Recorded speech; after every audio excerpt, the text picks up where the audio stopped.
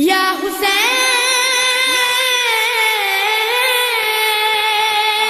अब जिंदगी भर या हुसैन हुसैन हुसैन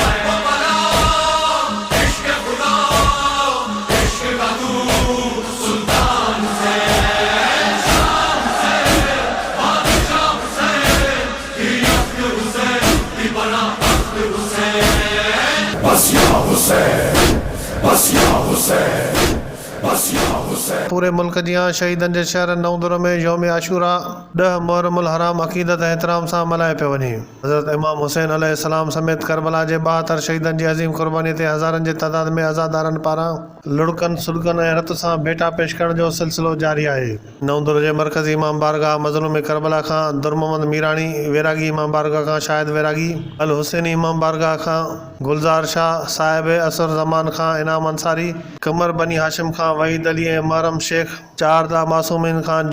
रोशन जोगी ऐं गुलशन जोगी बारगाह इमाम मेहदी खां मंजूर अली शर समेत 11 खां वधीक नंढनि वॾनि इमाम बारगन खां मातमी जुलूस ऐं क़दीम ताज़िया बरामद किया विया जेकी रिवायती रस्तनि खां थींदा अला वारे चौक खां सदर चौक ताईं मरकज़ी मातमी जुलूस में शामिल थी विया जिते ज़ंजीरनि चाकुनि छुरियुनि सां मातम अज़ादारी करे हज़रत इमाम हुसैन अलैहिस्सलाम ऐं करबला जे 72 शहीदनि खे रत सां भेटा पेश कई पई वञे। उन मौक़े ते हर तरफ़ या हुसैन जूं सदाऊं बुलंद रहियूं। मातम अज़ादारी करण बाद मरकज़ी मातमी जुलूस में मजलिस अज़ा क़ाइमु कई वई जिते मुल्क जे नाले वारनि आलमनि ऐं ज़ाकिरनि पारां मजलिस अज़ा पढ़ी वई जिते अज़ादारनि पंहिंजे लुड़कनि सां मज़लूम हुसैन करबला